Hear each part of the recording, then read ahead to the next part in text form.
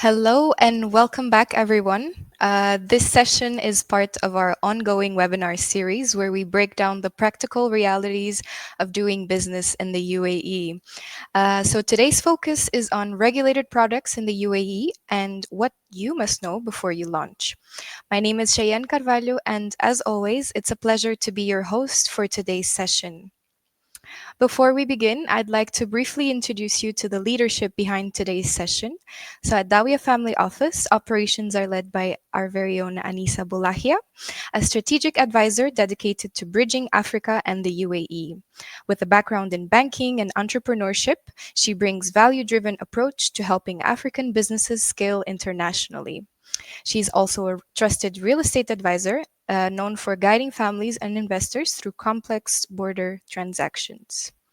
Next up, we have at Elegant Services, operations are led by Mr. Shafiq Ahmed, a seasoned entrepreneur and regulatory affairs specialist with over 20 years of experience in the UAE. He brings on hands on expertise navigating complex regulatory systems, business setup, and product regulations across industries, with over 12,000 successful registrations to date. Known for his practical approach and problem solving skills, he helps businesses secure approvals and launch with confidence in one of the world's most regulated markets. So, introducing our first speaker for today is Aisha Nazir, a regulatory affairs consultant at Elegant Services.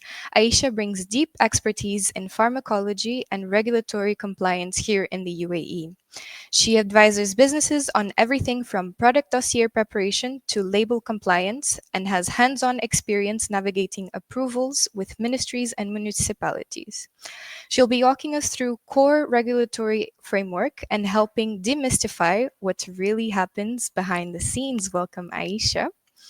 And last but certainly not least, joining us from our very own Dawia family office is Mia Kalusin Hipolitu, sorry, our execution manager, and the engine behind our company incorporation and structuring services. Mia leads formalization processes from licensing to liquidations and plays a very key role in aligning business activities with regulatory requirements. She'll share practical insights from the front lines of company setup, document readiness, and how to avoid delays that cost businesses valuable time.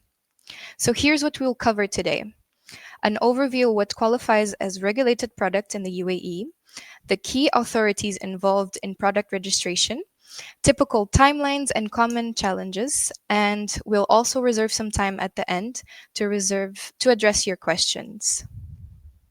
So, starting today's session at Dawia Family Office, we support founders who've built strong businesses at home and come to the UAE for continuity and not reinvention. But one critical step some of our clients overlook is the product registration and just how long it can take. A trade license alone won't get your product on the shelf, so depending on the category, you may need ministry approvals, lab testing, and even a full dossier. We've seen great brands stalled for months simply because this wasn't addressed earlier. So, today, helping you stay ahead of that, Aisha, can you please guide us what this means in practice? Right. Thank you so much, Ian, for the lovely introduction. And of course, rightly said, UAE is one of the most regulated markets. So there's a lot of importance to this topic that we are discussing today, especially for entrepreneurs and newcomers who want to start their business in the UAE. For market authorization, it is mandatory that you must have product registration and regulatory approvals. Apart from that, it also greatly helps in making the import compliance and custom clearance process very easy, very smooth, and very hassle free. And if your product is registered, there's credibility for your products, there's credibility for your brand, and credibility for yourself as an entrepreneur, where you can really build good connections with other supply chain drivers. And not just for your offline business activities, even for the online marketplaces like Amazon and Noon, they really require the product be regulatory compliant and be registered with the competent authority before they're listed. And as the saying goes, a job well begun is half done. So if you begin right in the UAE, which is like one of the biggest markets in the GCC, then it is ready and you are ready to start for the rest of the GCC market as well. Thank you, Aisha. So let's bring this into focus for our audience. Can you walk us through the types of product that are actually considered regulated in the UAE and why this often comes as surprise to many businesses that are entering the market? Right. There's a generous list when it comes to regulated products in the UAE, and the list that you're seeing on the screen is just the tip of the iceberg, actually. And the list starts with, of course, the pharmaceuticals and the healthcare products, which are regulated not just in the UAE, all across the globe, with a very diverse regulatory framework for its safety, efficacy, quality.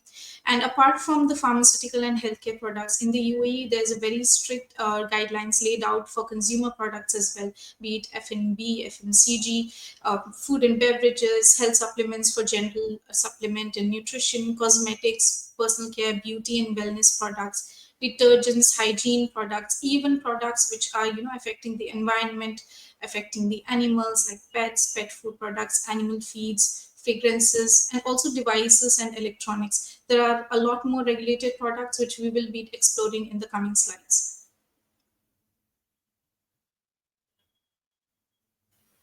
So let's ground this with a practical example. Imagine you're a Ghanaian entrepreneur exporting shea butter or Rwandan coffee brand, scaling internationally. You've secured the license, set up warehousing, and your packaging is ready. Then, surprise, Dubai municipality informs you that your entire product range must be registered before it can be legally sold. So, Aisha, what are the key authorities these businesses need to recognize as potential regulators for their products? Right. In the UAE, there's a lot of regulatory and competent authorities here regulating different product categories, different product segments, and it is important to know a few of them at least when you're starting off here. There is the federal authority, and there is also the local municipalities which have their own guidelines and regulations for product registration. Federal authorities, namely, is Ministry of Health and Prevention, which is now called as the Emirates Drug Establishment. It regulates all kinds of products related to healthcare, medicines and therapeutic products. And there is the Ministry of Industry and Advanced Technology, which regulates a lot of products which are technology driven, electronics, devices, etc. And also products like paints, chemicals, all these are regulated by this authority. There is the authority called as the Ministry of Climate Change and Environment, which regulates all kinds of products which has an impact on the environment and all the components of the ecosystem, be it animals, be it agriculture. And all of these products are regulated by these federal authorities. Apart from the federal authorities, there are local authorities such as the Dubai municipality, which has a well laid out plan and system for regulation of consumer products, for regulation of food and beverages, and all these products. So every product that is entering into the market, be it a written piece of article, be it a consumer good, everything is regulated here in the UAE.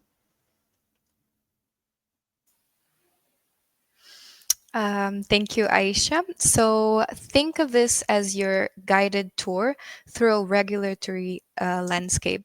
So over the next few slides, we'll be walking you through the main product categories and which authority is generally responsible for regulating each of these. So Aisha, over to you. Let's start with pharmaceuticals and healthcare products. We've actually had, sorry, before you start your slide, we've actually had a case where a client wanted to import wearable health patches. So in their home country, these weren't considered medical products. So she assumed that she would be able to register and trade the patches here in Dubai. But in the UAE, they fall under regulated healthcare items, correct? Right, that is correct. Right. So, Cheyenne, this is why it is important to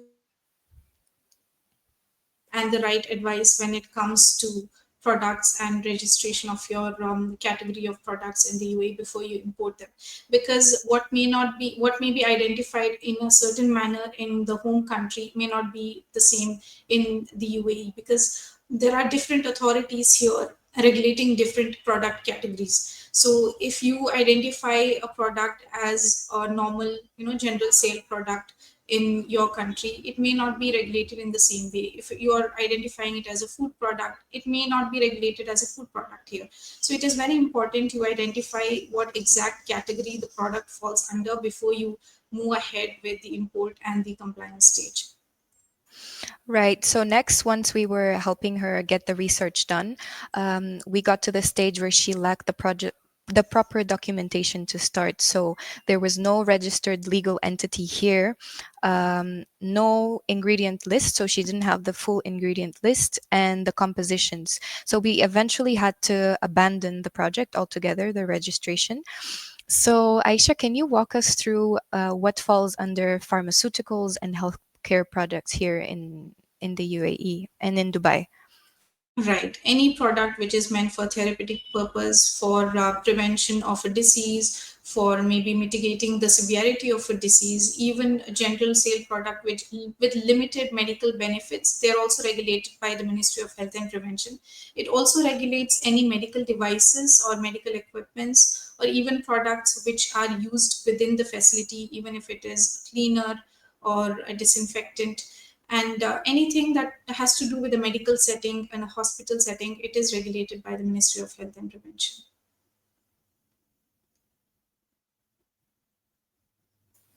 Thank you, Aisha.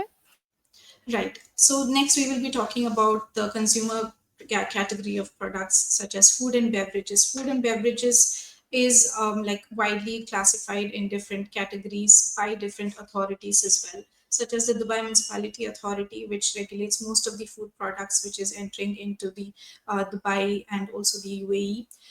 The one of the biggest challenges faced by brands and entrepreneurs or importers when it comes to food products is that it is mandatory here to have Arabic translation on the packaging.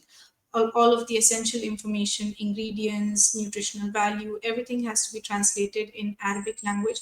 And this is a common bottleneck faced by a lot of the entrepreneurs entering into the market.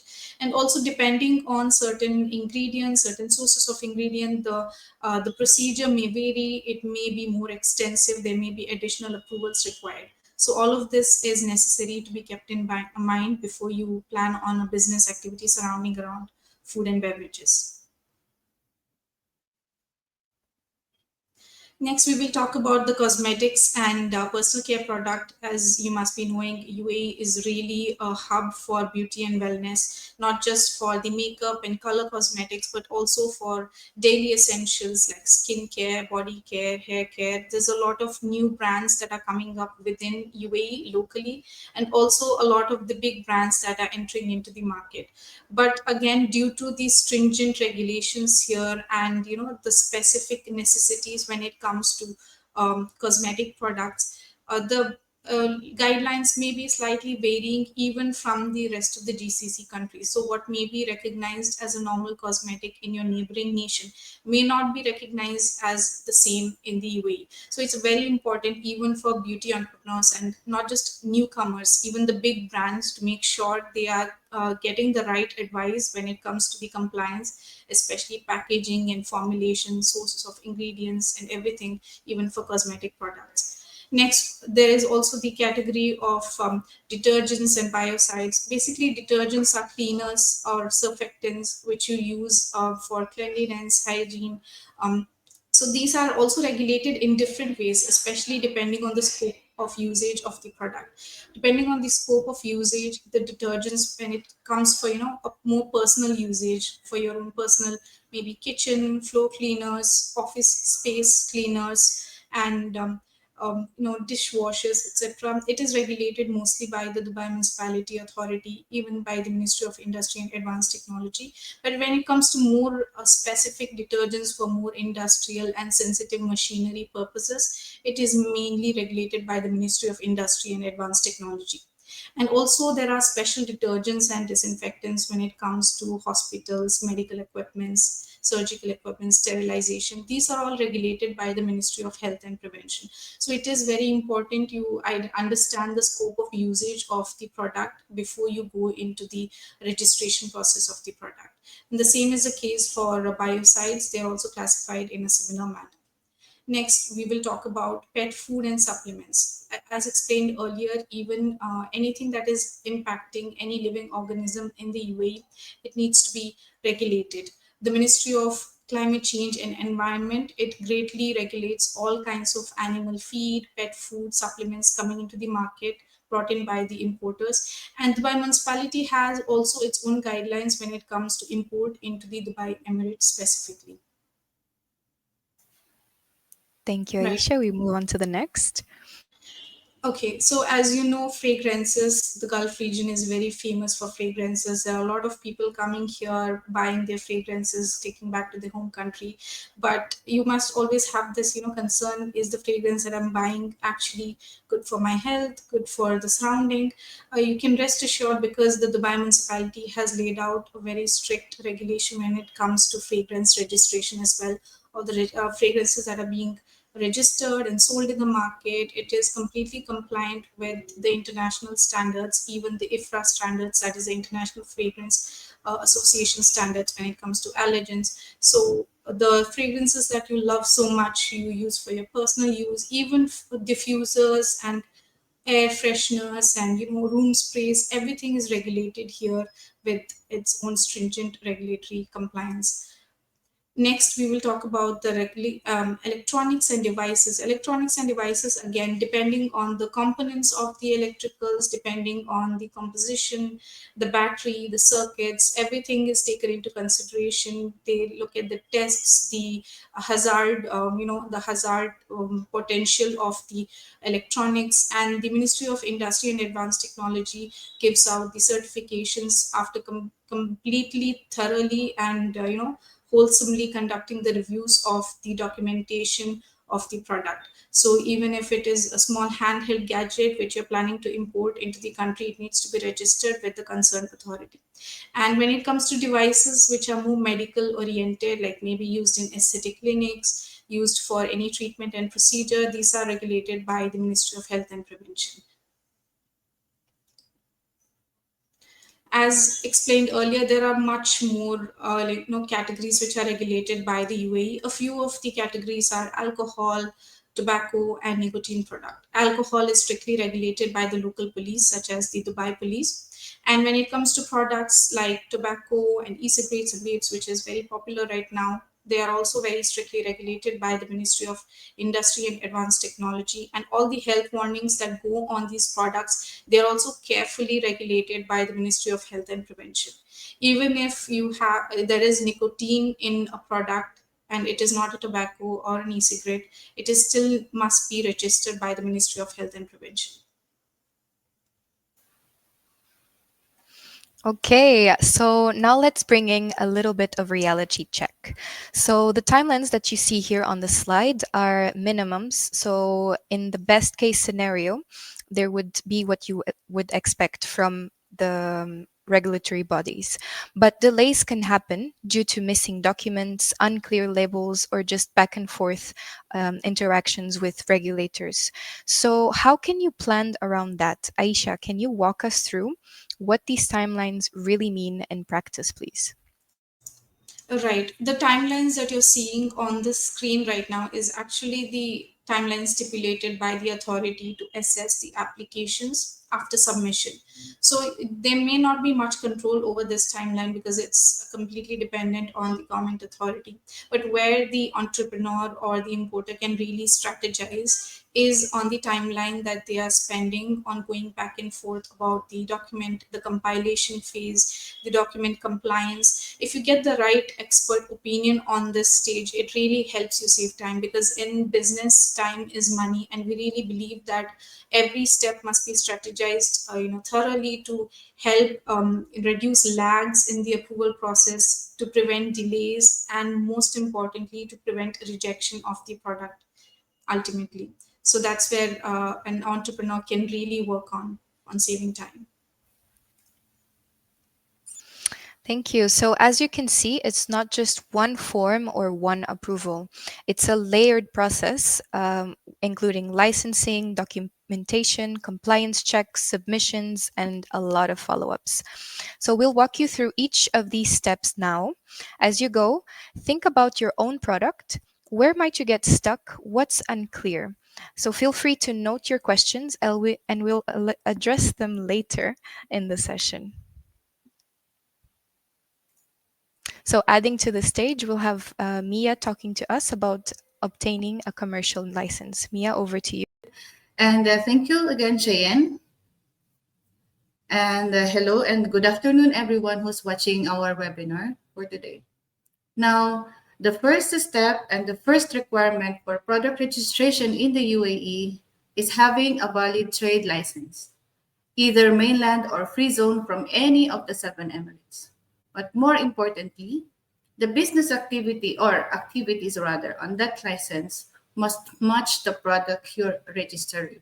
For example, if you're launching cosmetics, you may need to have a specific cosmetic trading activity or general trading activity. For the next step, please over to you, Ms. Aisha. Right, as Mia just said, the most important aspect is to have the correct activity on your license. And once your trade license is ready and established, the next step would be to register the company with the competent authorities portal. For example, the Dubai municipality has this process of company registration in the portal. So for this, we'll just basically open an account for the company, open an account for the user, and then you are ready to get the application submitted and filed under your account for the registration of the process. So next step would be, of course, once the company registration, which is a fairly easy process, fulfilled, comes the crucial and the most critical process of the product registration, which is the document compliance audit and preliminary review phase. So basically, in this process, your consultant will guide you through identification of the product and identification of the scope of the product, whether the product is actually registrable in the region or not, based on the ingredients, based on the information and the scope of usage. And with the help of this, they can really identify the competent authority that you should be focusing on. And once the competent authority is identified, then the rest of the process becomes much more clear and unmystified, because then you can identify the exact document and dossier that must be prepared for the registration of the product. And from there on, you can rest assured the product process is much more simpler and will be completed to success rate. So the next step would be the regulatory submissions and the liaison with authority. Now, after the application is prepared and the necessary fees are paid, it's submitted to the relevant authority. From there, the focus shifts to follow-up. The regulatory consultant stays in contact with the authority, responding to questions, clarifying technical points, and ensuring the process keeps moving. Communication at this stage is critical. It's not always straightforward to interpret what the authorities are asking for or to even reach the right department in time. That's why having someone who understands both the language and the structure of the process can make a big difference. It saves time, reduces frustration, and helps avoid unnecessary back and forth. Well, thank you, ladies, for that clear and practical overview. So, this is where many businesses run into unexpected challenges. It could be something as technical as a banned ingredient or as nuanced as meeting religious or cultural standards. Even minor issues can cause major delays. So, now this question is for our audience. Have you encountered any of these in your own journey? As Aisha and Mia walk us through, think about which of these might apply to your product.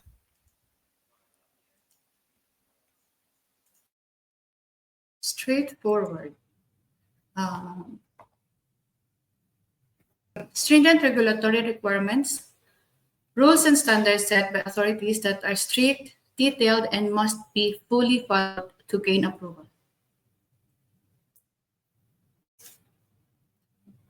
Next. Right. So the next challenge which is faced is the product classification. Basically, identity of the product, to understand what scope it will be falling under, what product category it will be coming under, and the competent authority that will be regulating the product. And once that is done, the next biggest challenge faced by a lot of the brands are the ingredient restrictions here in the UAE. So certain product ingredients may not be allowed, certain ingredients may not be allowed for a certain category. So it is important to understand that as well. And over to Mia regarding the document compliance stage. So, for another challenge to look out for is the documentation and testing. This refers to the essential steps required to demonstrate the product complies with applicable regulatory, safety, and quality standards. Right. Once the documentation and everything is figured out, next biggest challenge is the labeling and packaging.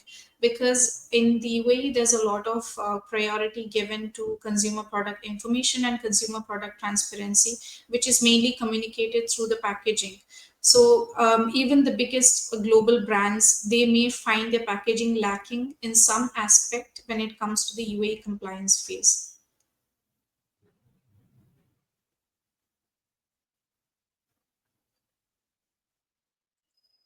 And the other challenge to look out for is the frequent changing regulations.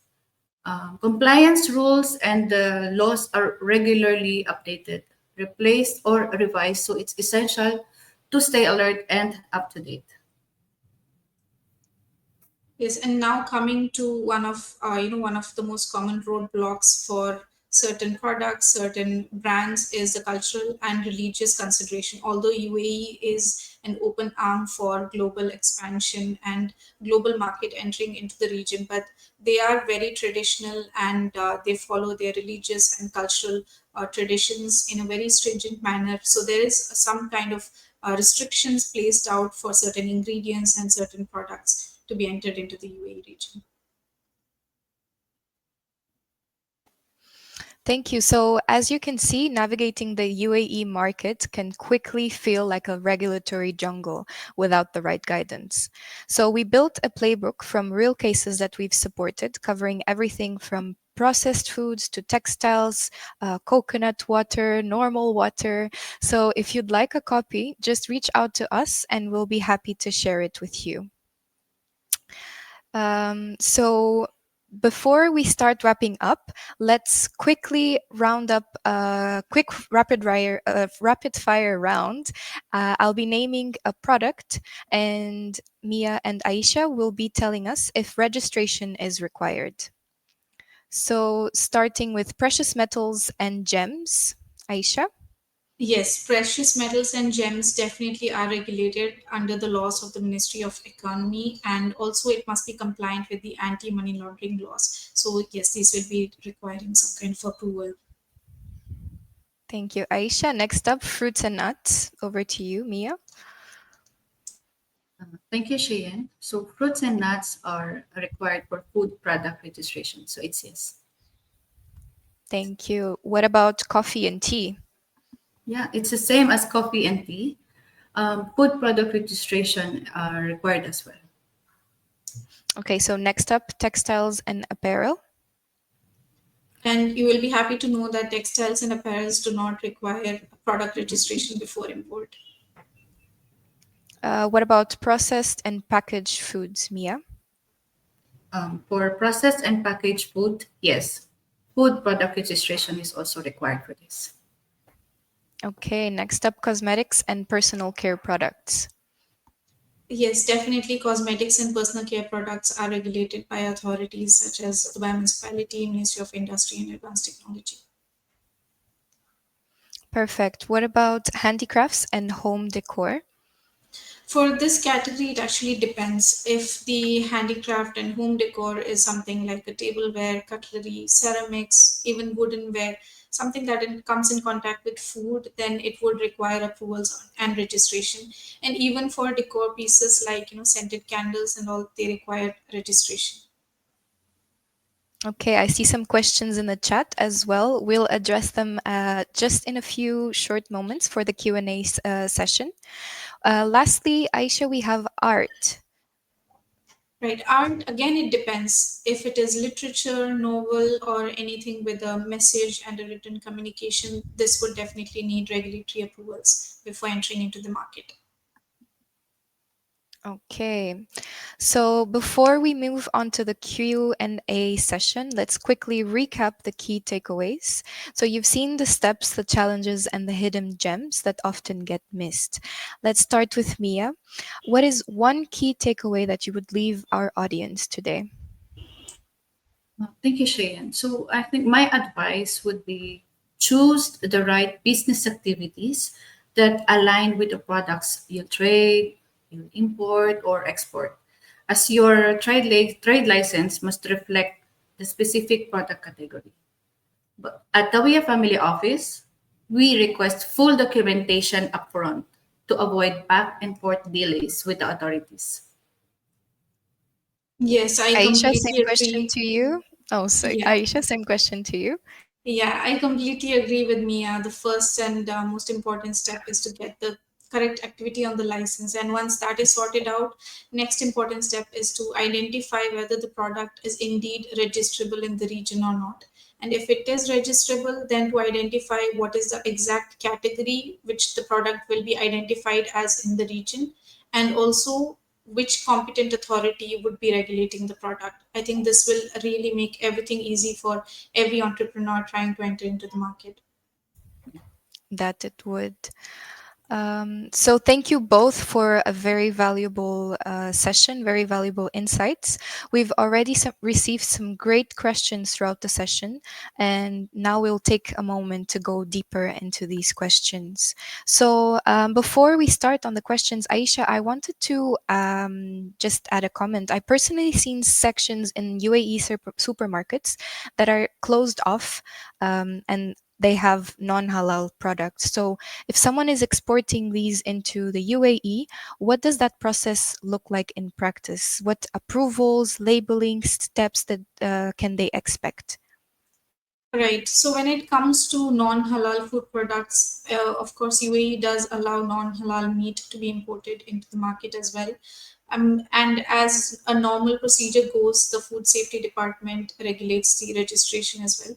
But in case of non-halal products, there is an added step to it, maybe an added procedure, certification, and approvals to it with regards to what is the slaughtering procedure, what is the hygiene measures taken, and everything. So it is different from the conventional food products, and the this is something that can be kept in mind before introducing into the market. Thank you so much. And we touched on a topic like even bottled water is treated as regulatory product, correct? So what does that registration process look like? Right. Even bottled water, whether it is mineral water, it is all regulated before import. And apart from the normal procedure for food and beverage registration, it must also go through the EQM, that is the quality mark certification, to be imported into the market. Thank you, Aisha. So let's grab from the session today.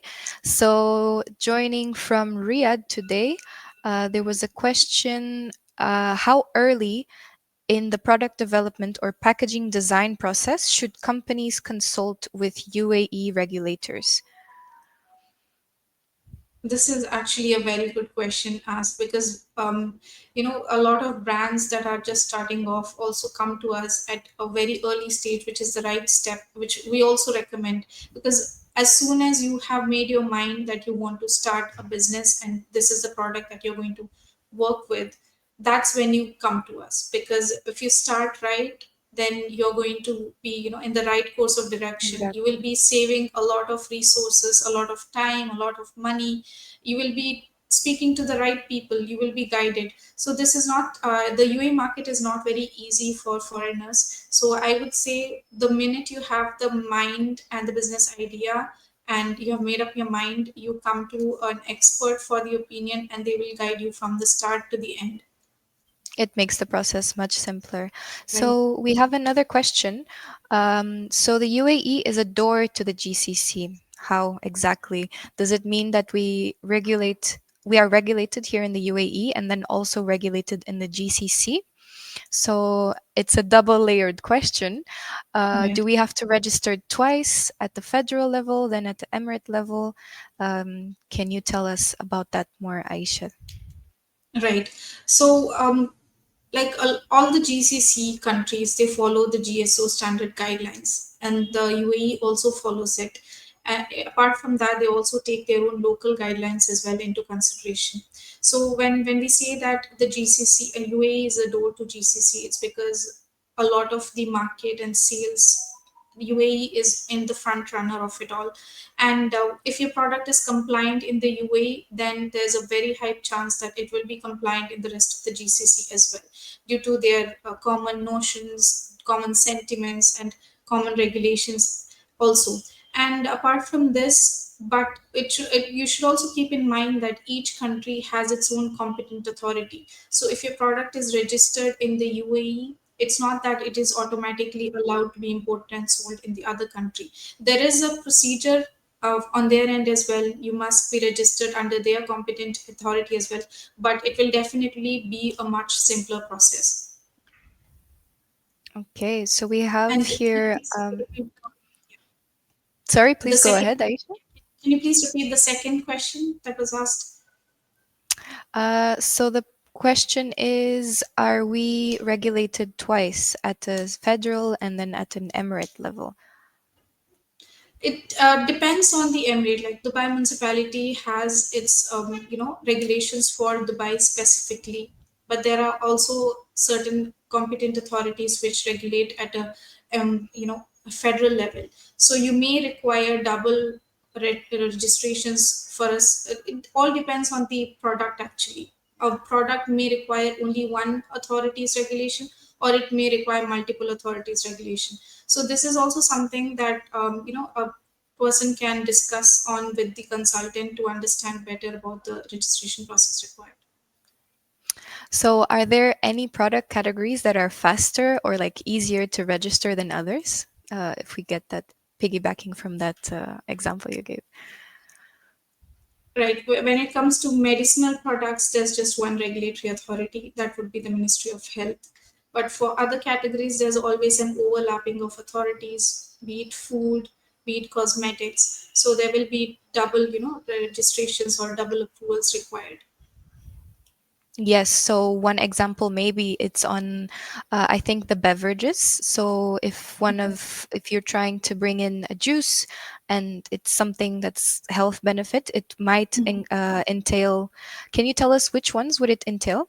If you're Right. If your supplement is a general supplement with normal health benefits, maybe to help with your immunity, to help with your digestive health, then you may only require the municipality registration for that supplement. But as soon as the supplement goes into a more medical benefit level, gastric pain, something like that, then it would automatically be in the territory of the Ministry of Health. So we had a question. Are there any specific documentation that is required for fragrances? And someone asked specifically for incense sticks. For incense sticks, specific documents required would be, in addition to the basic documents like the artwork, free sale, would be the MSDS, that is the Material Safety Data Sheet. That would be very essential when it comes to incense sticks. Okay, and so are there any concerning ingredients that we need to disclose, for example, when it comes to fragrances? Because it's so particular, it comes to the sensitivity, allergens of certain people, and certain safety certifications that need to go into fragrances. Right. All the fragrances must be made sure that the allergen concentration is within the limits set by the IFRA standards. So that's where you really need to consider regarding the safety of the formulation. So there's a safety limit set and it should not exceed it. And there was someone that asked about essential oils and attars, just while we're Mhm. in the fragrance category. Right. Essential oils and others, it's the same process. Again, the allergens must be kept in mind, and also the material safety data sheet would be necessary. Right. So I have a question for Mia. So if I'm setting up into the UAE and I want to sell, um, let's say, fragrances, but also I have a cosmetic brand, what do I need to typically have on the commercial license to be able to have that? So I can also go on to the next stage, which is product registration. Yes, thank you for that question, Cheyenne. There is a specific activity which is called perfume and cosmetics activity that you can select from the business activity list from mainland or for any free zones. So this activity itself was in the list. When you select that activity, then you are good for the product registration. Okay, okay. Yes. So excuse here my ignorance a little bit, ladies. So, for example, in Africa, we have more of the raw materials being brought into the country, into the UAE. So, is there anything that we need to register for these raw material products to come into the country exporting? In most cases, it is the finished goods and the finished products which are regulated, which need registration, like the process called as product registration. So, raw materials can be imported without the product registration, but there will definitely be a procedure for import compliance and custom clearance where the certain documentation may be requested depending on the kind of raw material. Mia, do you have anything to add to this? Thank you, Aisha. I think she mentioned it already. That's fine. Yeah. Okay, so we address how do we compare to other jurisdictions? So I'm guessing Dubai. If it's well done, how long would it take? What shall I be worried? Or is the process simple and the outcome is ensured if I work with you, if you work with us? Right. So the guide and the timeline given by the authority for the registration in Dubai, that is the Dubai Municipality Authority, for different categories, like for example, cosmetics, it is minimum 22 working time period, which is the service time frame given by the authority. If the like the compilation of the document, the compliance is well done, then within this timeline, you may receive the good news of approval. So the timeline for assessment is solely depending upon the authority itself. But when it comes to the compilation and the document phase, then that's completely up to the brand or the entrepreneur and how well they have communicated with the manufacturer, or sometimes there is certain formula that does not work here, so how well they have communicated with the R&D department. So a lot of factors affect the timeline, but if everything is done well, you can expect within 1 or 2 months the product to be officially recognized here. Right. So I was going to ask you that as well. So there are many big brands that come to the UAE. So Mhm. what do these large international brands do if one of their ingredients, for example, in the cosmetics realm, is Mhm. banned in the UAE? And most importantly, does it affect as well how smaller brands or like more niche brands can approach the situation? Right. It is much easier for a niche brand to approach the situation than a bigger brand because obviously their stock is much high and in much bigger volume. So they cannot change the product formula just for one region, a specific region in the map. So it is easier for a small brand to cope with this challenge compared to a bigger brand. But if there is an ingredient which is not accepted here, then the only option is to reformulate, to get in touch with your R&D, find an ingredient which will work as equally, or if not equally, at least as comparatively as good as the existing ingredient in the formulation. Or sometimes what happens is the ingredient may not be banned entirely. The ingredient may be banned under a specific scope or a specific competent authority. It may be banned in food, but it is allowed in supplement. It may be banned in general supplement, but it is allowed in medical supplements. So this is where proper regulatory compliance assistance comes into play. They let you identify whether the ingredient is banned, whether the ingredient is banned in the authority that they are approaching, or what where exactly is the problem is. Thank you, Aisha. I think we have one final question. It's in which category the essential oils fall under? So I think we were already speaking about fragrance, but going back to it, it might affect health. So can you just reiterate which category essential oils fall under? Right. This is completely dependent on the product owner itself, how they decide to identify the essential oil. If they want it to be a cosmetic essential oil, then they have to be clear on that. It can only be a cosmetic essential oil. It cannot be both, a health supplement essential oil and a cosmetic essential oil. The same SKU cannot be in two different, boats. So we would say that first, if you have an essential oil that you want to be a cosmetic essential oil, then you have to stick to that claim. You cannot have both the claims on the same packaging, because then the entire procedure and the dossier requirement, everything is impacted by this, the identity of the product. Thank you, Aisha. And I have just one final question for Mia. So, for example, if I have an existing business in the UAE and then I decide that I want to go into another category. So, for example, if I have a consulting business and then I want to start giving courses, so I'd require perhaps um, what's it called? KHDA, right? So, in terms of company licensing, what can I do? Is it easy to add?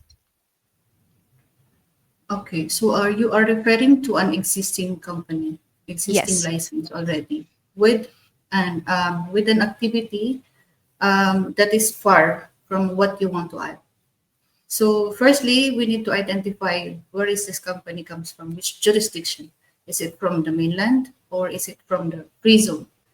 Because, for example, on mainland license, um, Dubai mainland are very strict when it comes to activity. So if the selected activity was not related or not in the same group activity of the existing one, from there it will be declined or they will not approve for it. So the maybe the best solution is to branch out or no, set up a new company with your selected activity.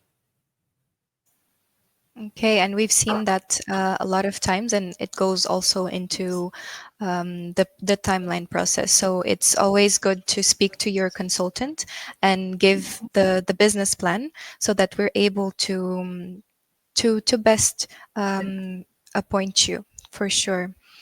And sorry, just before we close today, regarding Atar, I never saw any ingredients written. So, is Aisha, can you tell us why Right. that could be? Ideally, the ingredients should be written on the packaging. Maybe the other bottle that you have seen is not the secondary, sorry, it's not the secondary packaging, it's just the primary packaging. Because for any product, there may be a primary packaging, a secondary packaging. So whatever is the outermost packaging, maybe all the information is on that, and they have just displayed the primary packaging of the product. So if it is an actual registered product, then it would definitely have the ingredients over there on the secondary packaging. If not, maybe you should avoid that other. Thank you. And I think that are those are all the questions that we have for today's session. Um, Thank you. So before we close, I wanted to briefly share how we support entrepreneurs like you and your business and your families here in the UAE. So at Dawia Family Office, we help address 5 key pain points for African entrepreneurs expanding to the UAE. Can we have the next slide, please? So today's session was focused on one of those pillars, business engineering, ensuring your setup, structure, and registrations are done right from the start. If you'd like to explore the full suite of services we offer, from entity structuring to compliance and something beyond, feel free to browse our website or reach out to the team directly. Thank you. So, what now? Here are a few next steps you can take to move forward with confidence. So, number one, you can schedule a consultation. We'll talk about your goals, tailor a roadmap that makes sense for your business. So, you'll share your business plans so our team can guide you on structuring your operations and navigating compliance effectively. And then lastly, we engage with trusted partners like Elegant Services. So whether you need help with logistics, tax, banking, or market entry, we'll connect you to the right experts. So we're here to make global expansion a reality, sustainable for African businesses. So that about wraps up today's session. A huge thank you to our speakers and to all of you for being part of this conversation. If you'd like copies of the slides or if you want to discuss your specific product or setup, just message us and we'll be happy to help.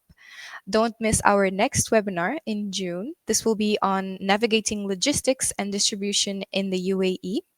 Thank you again for joining us today. And until then, take care and keep building global success. Thank you, everyone.